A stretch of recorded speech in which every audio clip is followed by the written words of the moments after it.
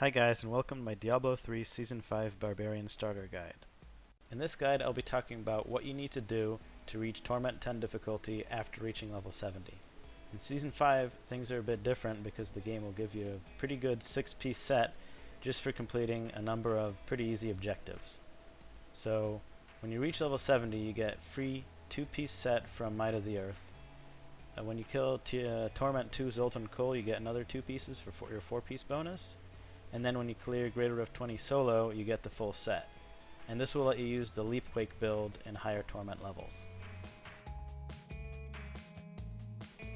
All in all, thanks to the way this free set works, you're going to be able to reach higher difficulty levels much faster than ever before. The Might of the Earth set basically increases the damage of Earthquake, Avalanche, Leap, Ground Stomp, Ancient Spear, and Seismic Slam. Triggers an Earthquake whenever you leap.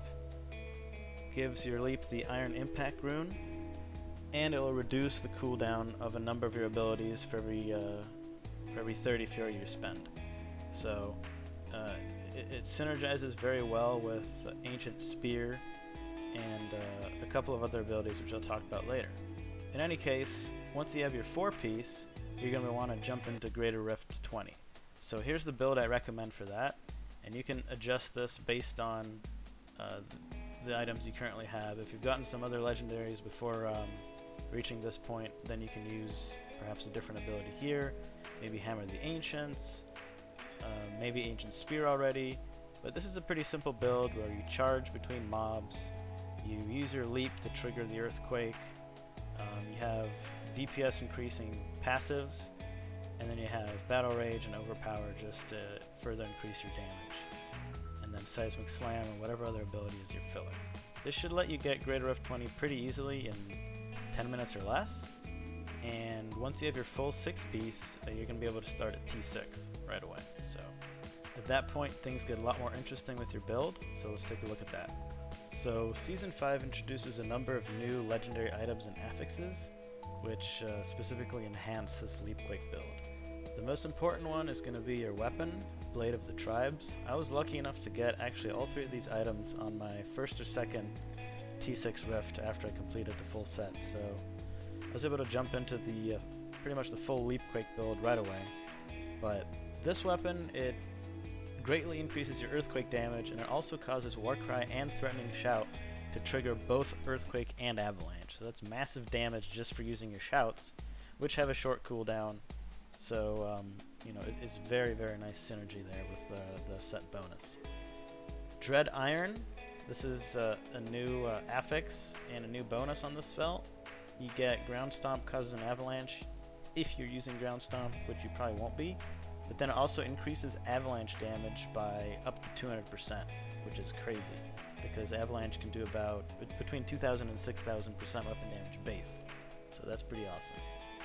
Finally, you have Sculler's Salvation, which is a new pair of bracers, and this will increase the damage of Ancient Spear Boulder Toss by 100%, and an additional 120 to 150 if it hits 5 or fewer enemies. So that's a very powerful single target with these bracers here. In addition to your Might of the Earth set, those 3 legendary items, you're going to want Focus and Restraint for the typical 50% increased damage.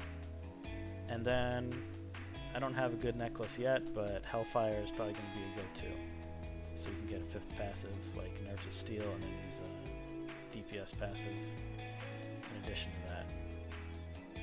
So these are going to be your items. As far as the build, there are a number of choices.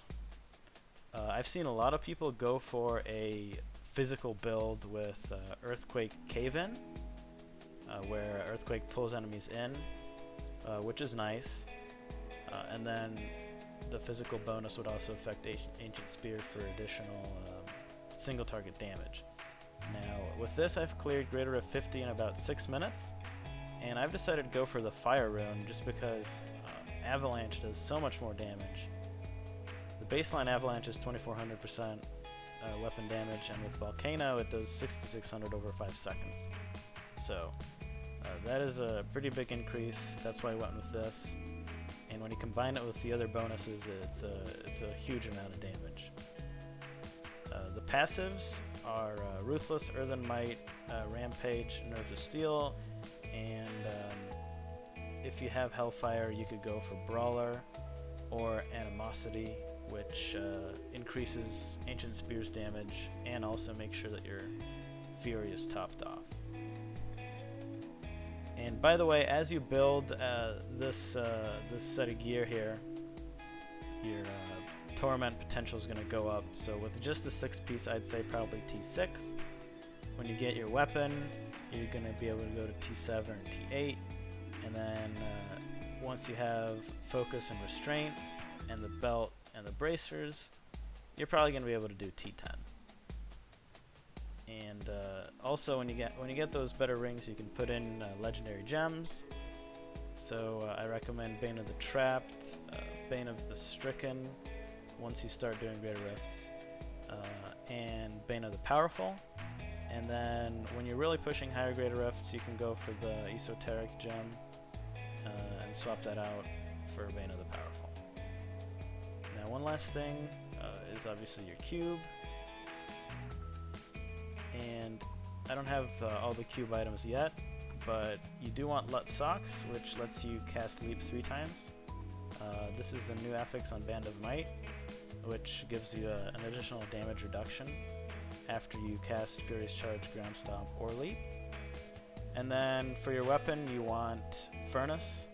I don't have Furnace right now, so I just put in a Scourge, which I guess is a pretty decent damage bonus from time to time. So that's going to be your gear for this build. I think the potential is pretty high, especially once you get an ancient weapon. You're probably going to be able to do 60s and 70s. Because you're buffing your group, this is also going to be a decent group build. But as far as the highest potential goes, I would say that Raycore, with the redesigned Raycore set, and IK is probably going to be the best for this season. So I'll probably talk about that later on. For now, I'm going to leave you guys with a demonstration of the gameplay, which is very interesting because with this particular set, what you do is you cast your Leap.